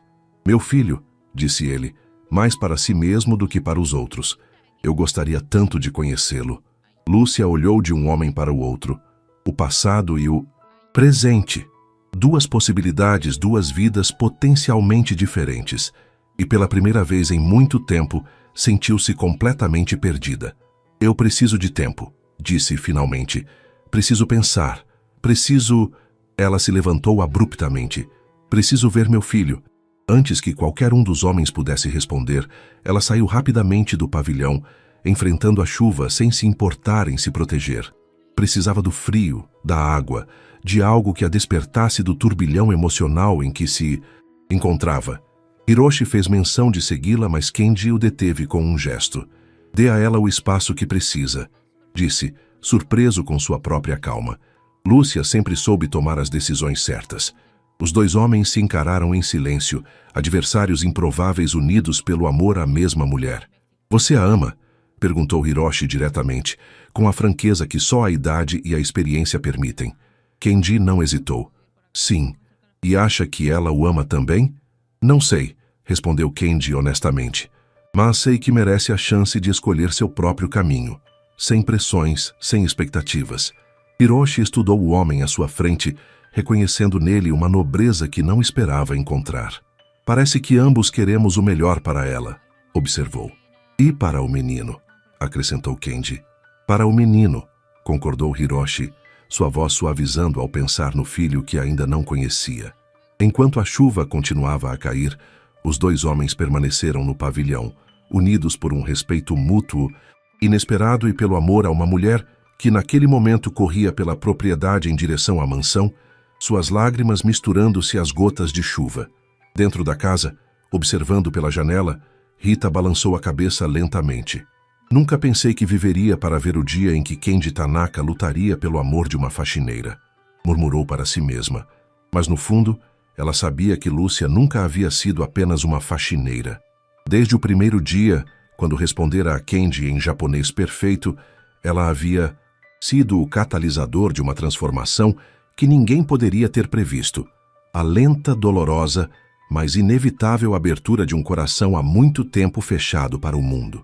A questão que pairava no ar, junto com a névoa da chuva, era: para quem o coração de Lúcia se abriria agora? A semana que se seguiu ao reaparecimento de Hiroshi foi como uma suspensão do tempo na vida de Lúcia. Após explicar a situação para Mateus, de forma simplificada, apropriada à sua idade, ela havia organizado um encontro entre pai e filho em um parque neutro, onde os 2 puderam começar a construir uma relação que 9 anos de ausência haviam adiado. Para surpresa de Lúcia, Mateus recebera a notícia com a adaptabilidade típica da infância. Então tenho 2 pais agora? Tanaka-san e meu pai verdadeiro? Havia perguntado com uma lógica que fez Lúcia perceber o quanto seu filho havia se afeiçoado a Kendi nos últimos meses. Agora, em seu pequeno apartamento, ela encarava 2 fotografias lado a lado. Uma antiga, dela e Hiroshi sob as cerejeiras em Kyoto. Outra recente, tirada no Jardim Botânico, onde Candy sorria discretamente enquanto Mateus fazia uma careta engraçada para a câmera. 2 vidas, 2 possibilidades, uma decisão impossível. Hiroshi havia proposto uma solução aparentemente perfeita. Voltariam juntos para o Japão, onde ele havia comprado uma nova casa nos arredores de Kyoto, especialmente pensando em Mateus. Ele poderia estudar em escolas internacionais, crescer conhecendo suas raízes japonesas, ter o pai presente em sua vida. Hiroshi garantira que seus outros filhos agora aceitavam a ideia. O tempo havia suavizado antigas resistências. Uma segunda chance para a família que poderiam ter sido. Kenji, por outro lado, não havia feito nenhuma proposta. Desde o reaparecimento de Hiroshi, ele mantivera uma distância respeitosa, limitando-se a perguntar sobre o bem-estar dela e de Mateus quando se encontravam brevemente na mansão. Não houve mais chás da tarde, nem conversas íntimas. Era como se ele tivesse recuado, dando a ela o espaço que acreditava que ela precisava. E talvez precisasse mesmo. Mas a ausência dele doía de um jeito que Lúcia não esperava. Um leve toque na porta interrompeu seus pensamentos. "Mãe?" chamou Mateus entrando no quarto. "Posso perguntar uma coisa?" Lúcia sorriu, guardando rapidamente as fotografias. "Claro, meu amor." O menino sentou-se na cama ao lado dela, seu rosto sério, quase adulto. "Vamos mesmo morar no Japão?" A pergunta pegou Lúcia desprevenida.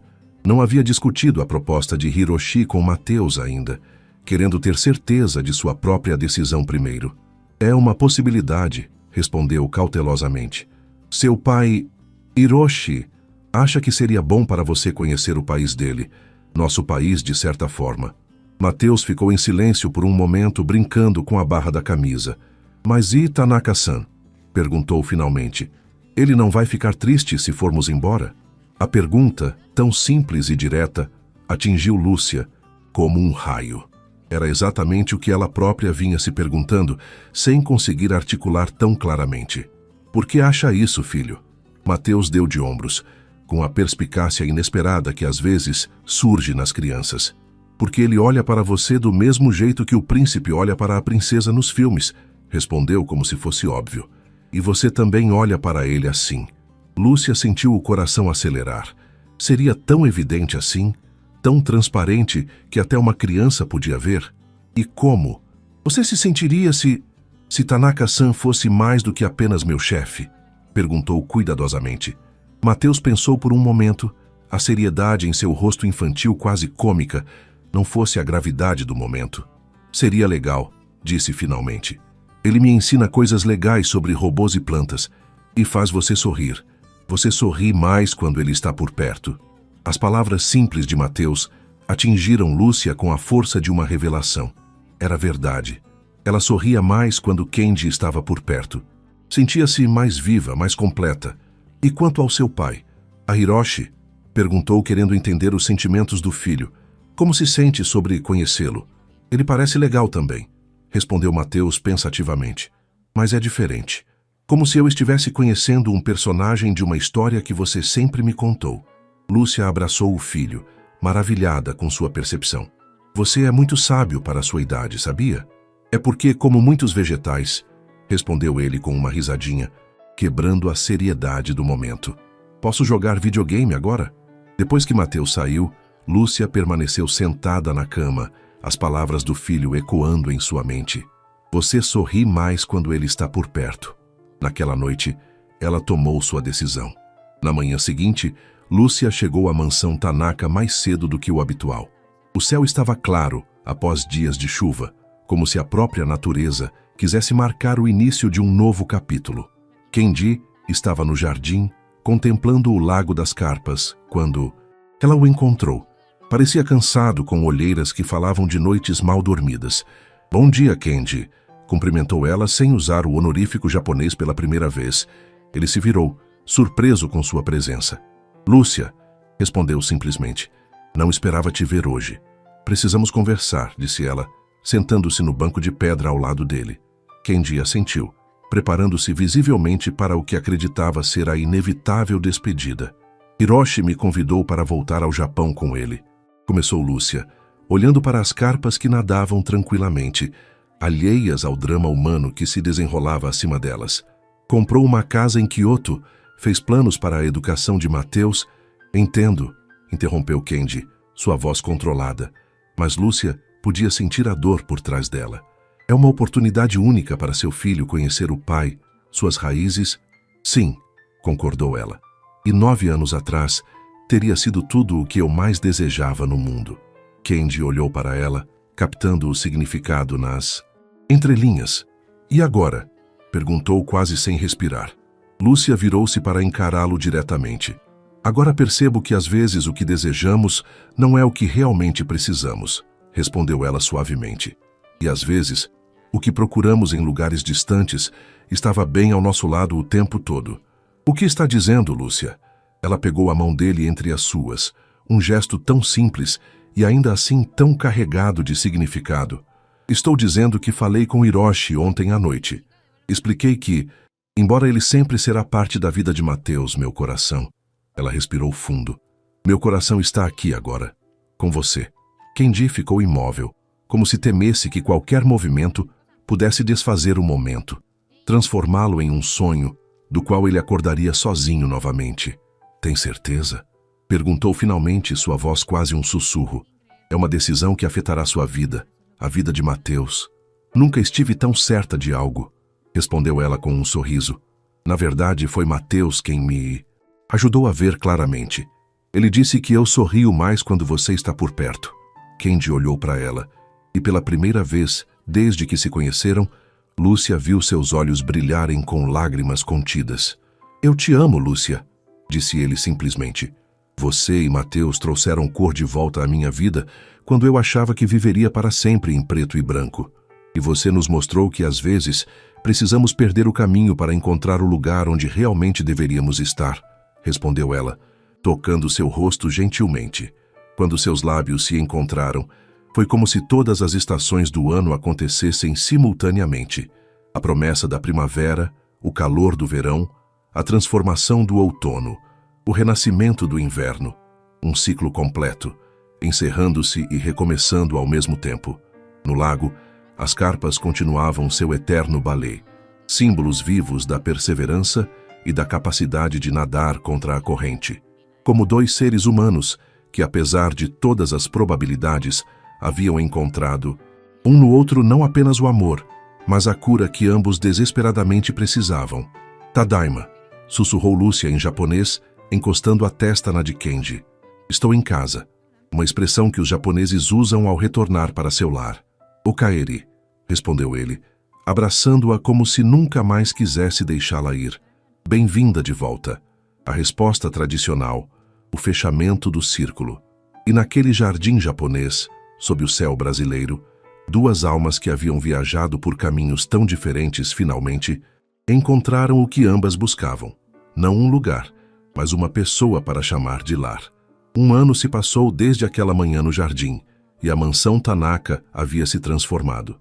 Não apenas fisicamente, embora as reformas tivessem dado um ar mais acolhedor ao espaço antes austero, mas principalmente em sua atmosfera. Onde antes reinava o silêncio opressivo, agora ecoavam risadas e conversas. Onde havia tensão, agora fluía uma harmonia que surpreendia todos os que conheciam a antiga reputação de Kendi. Naquela tarde de domingo, o jardim estava especialmente festivo.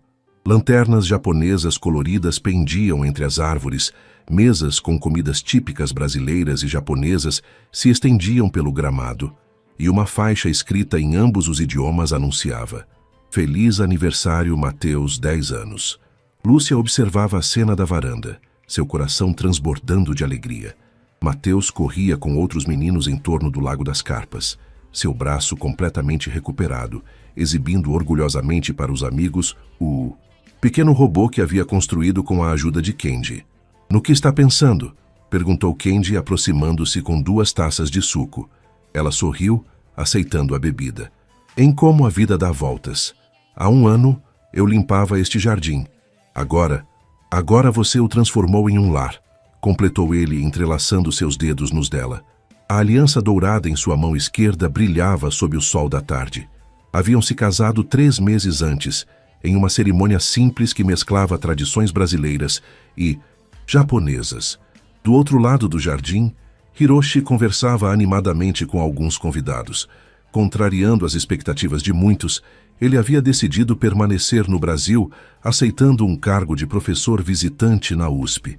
A relação entre ele e Kenji, inicialmente tensa, havia evoluído para um respeito mútuo que surpreendia a todos, especialmente a Lúcia. Seu pai parece estar se divertindo, comentou Kenji, observando Mateus correr para mostrar algo a Hiroshi. Ele está amando ser avô em tempo parcial, como ele mesmo diz, respondeu Lúcia com um sorriso, sem as responsabilidades da paternidade integral, mas com todos os privilégios de ensinar e mimar. Kenji assentiu pensativo. E você? Algum arrependimento? Lúcia se virou para encará-lo, seus olhos refletindo uma certeza tranquila. Nenhum, respondeu sinceramente. Cada escolha que fizemos nos trouxe até aqui.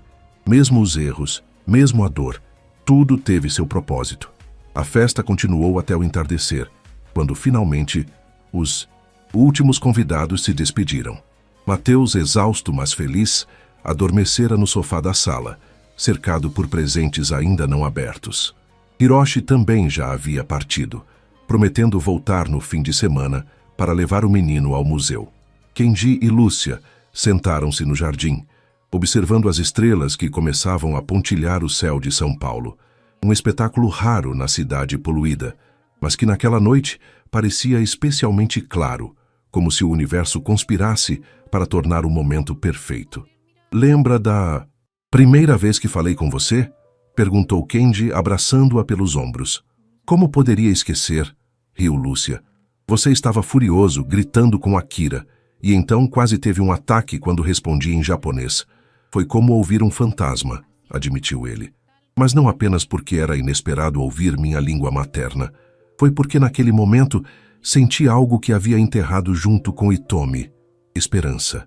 Lúcia aconchegou-se mais a ele, sentindo a familiar sensação de pertencimento que sempre a envolvia em seus braços. Sabe o que significa kokoro em japonês? Perguntou ela suavemente. Coração, respondeu Kenji.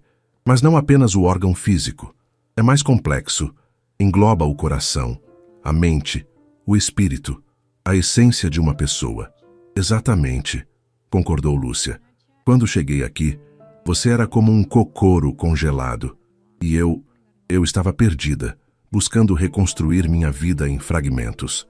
Kenji beijou sua testa carinhosamente. E agora? Agora entendo o que os antigos poetas japoneses queriam dizer com kokoro no koe, a voz do coração, respondeu ela. Às vezes precisamos apenas ter coragem suficiente para ouvir o que ele está tentando nos dizer. Por um momento, permaneceram em silêncio, contemplando o jardim que havia testemunhado tantos capítulos de sua história. O primeiro encontro, as conversas sobre o tabuleiro de Go, o retorno de Hiroshi, a decisão final de Lúcia. Sabe o que mais me fascina? Comentou Kenji após algum tempo. Como duas pessoas de mundos tão diferentes podem se encontrar e descobrir que, no fundo, falam a mesma língua. A língua do coração, completou Lúcia sorrindo, que não precisa de palavras para ser compreendida. Dentro da casa, Mateus se mexeu no sofá, murmurando algo em seu sono. Uma mistura de português e japonês, reflexo perfeito do mundo híbrido e colorido que agora habitava. Um mundo onde não precisava escolher entre suas raízes brasileiras e japonesas, onde podia simplesmente ser quem era, filho de muitas culturas, amado por uma família não convencional, mas profundamente conectada. No jardim, sob o céu estrelado, Kenji e Lúcia selaram com um beijo a promessa silenciosa que haviam feito, de sempre ouvir a voz do coração, mesmo quando o caminho parecesse impossível, porque, como haviam aprendido, é justamente nas impossibilidades que a vida reserva suas maiores surpresas. E enquanto a noite avançava sobre a mansão Tanaka, as lanternas japonesas balançavam suavemente com a brisa, iluminando o jardim com um brilho acolhedor, não mais um símbolo de ostentação, mas o reflexo de um lar onde diferentes culturas, histórias e corações haviam encontrado finalmente seu lugar de pertencimento. No lago, as carpas coloridas continuavam seu eterno balete aquático, testemunhas silenciosas de como o amor, em suas infinitas formas, tem o poder de transformar até o mais frio dos invernos na mais radiante das primaveras. Kokoro no Koe. A voz do coração sempre fala. Basta termos a coragem de ouvi-la. Créeme. No te preocupes. Muchas gracias, muchas ¿Vives gracias. sola? Sí, estoy... ¡Ah! No, ahorita no.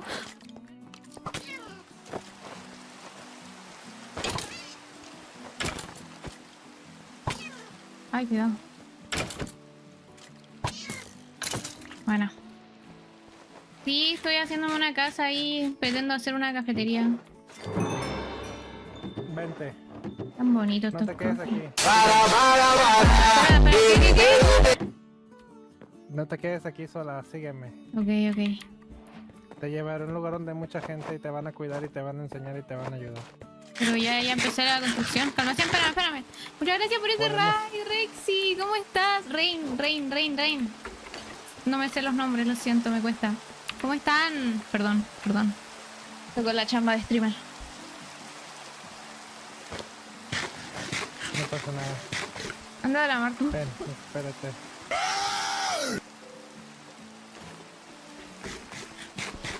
Come, por favor. Calmación. Una cabeza. No me sirve más. Ponte eso. Nada, increíble.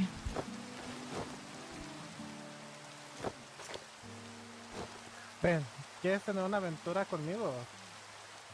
Pero estoy chetándome ahora mismo. Yo conozco un lugar donde te puedo chetar muy bien. Ya, bueno, vamos. Sígueme. ¿Sacas que te puse una cuerda para que no te cayeras al subir? ¿Cómo? Déjame le bajo la lluvia. Ah, no, es que me vine por otro lado. Te puse una cuerda para que subieras. No había visto. Muchas gracias. Ven. Quiero que tomes todas tus cosas importantes y te voy a llevar a un lugar mejor. Ven. No, pero aquí me gusta. Tiene el No, ambiente aquí de es cafetería. mierda. Oye, Aquí es mierda, aquí es mierda. aquí es mi casa, como que Aquí es mierda. No aquí le te digas vas así. lejos. a mi casa. Aquí, mira, huele a popis aquí. ¿Cómo? Mira, si parece como una casa de haditas. Ok, vacíate. Deja todo lo que tengas que dejar. Ya, a ver. ¿Qué me sirve? Yo me quiero llevar estos árboles, porque mínimo espero que hayan árboles rosados allá, si no, no me sirve tu locación. Un tronco rozón, sí. A ver... Este libro, esto... Joven, y a partir de ahora, esto... tú eres mi segunda mano, ¿vale? ¿Tu segunda mano?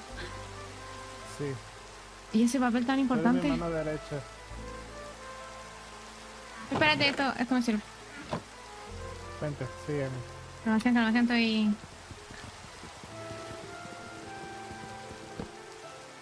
¡No, Para mi que mesa! veas que para comenzar nuestra amistad, te regalo un hada en una botella. Increíble, las odio, me encanta que estén en botella. Sígueme.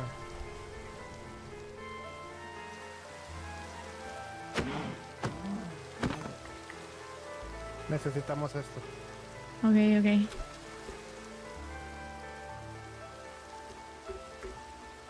Te voy a hacer una monstruo en Minecraft. Y el día que yo muera, tú te quedarás con mi imperio, ¿vale? Ok, me parece. Ah, sí, cierto. Toma. Pero mi meta de vida, yo quiero tener una cafetería, entonces si no cumple... Yo te pago la cafetería. No, sí, yo me la puedo hacer, pero quiero que... Si cumple con tu estereotipo de lugar, porque si no tiene flores rosadas, no me sirve. Toma. Eso fue lo que me dio el mini. ¿Y esto? Son A unas ver. botas que espantan a los creepers. No te lo puedo creer, y son de gatito, qué linda. ¿Dónde se ponen?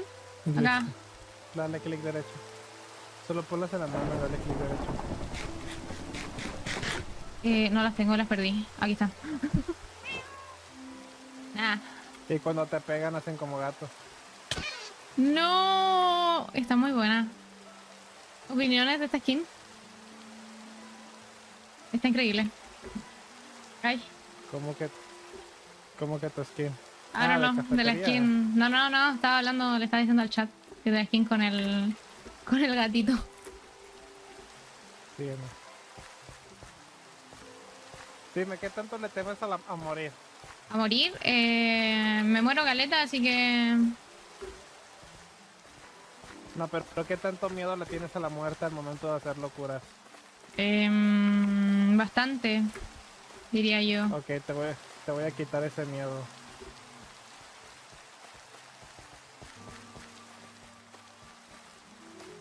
Mira, Ay, acércate ay. al creeper. Acércate al creeper. Mira. ¿Quién se acaba de quién ahora? Nah, tan increíble. Listo. Te puedo mostrar un secreto. Bueno, o sea, lo que puedes hacer es que si el creeper te va a explotar, pones un bloque y no mueres. No, sí. Y Sí, ya. conozco. Y si llega a explotar, te va a dar medio corazón de vida. Vente.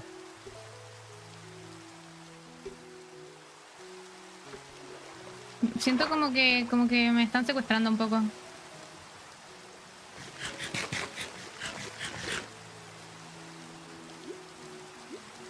¿Me escuchan? ¿Aló? ¿Me escuchan? Tengo mucho miedo, chat, ¿qué está pasando? ¿Qué es esto? Es una aldea vikinga. Aquí vivimos muchas personas. Bienvenido, eres parte de la aldea. ¿En serio? Yo quería hacer una cafetería aquí, pero vi que estaba ocupado. Diles que vienes conmigo. Diles tú, mejor no me vayan a matar. Ven.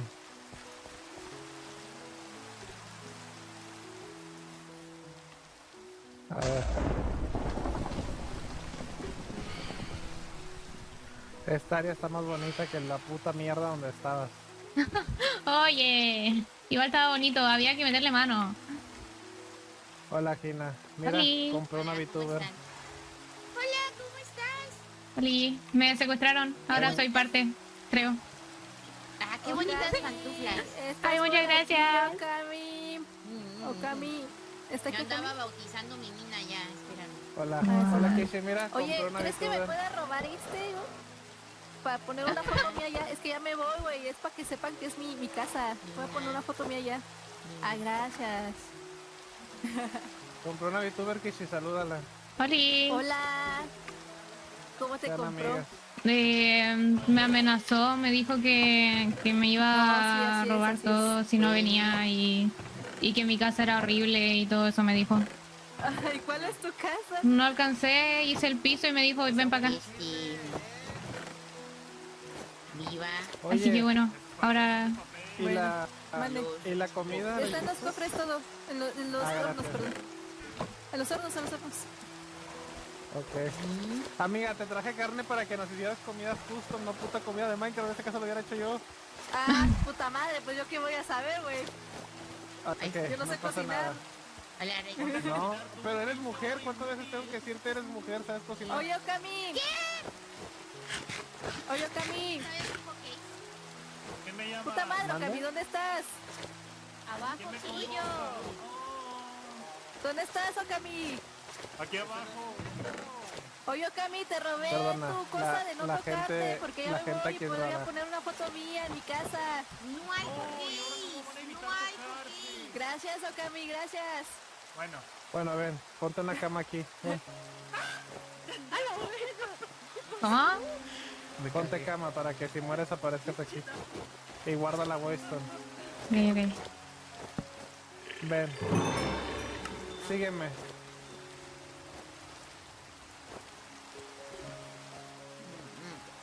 ¿Y eso de quién es? ¿Qué cosa? Eso. No sé. No te preocupes. Súbete, te llevaré. ¿A dónde? Por aquí. Tú súbete. Vamos a hacer muchas cosas. Dime, Me van a ¿qué tan matar. familiarizada estás con la conquista española a Latinoamérica? Me conquistaron. Me conquistaron.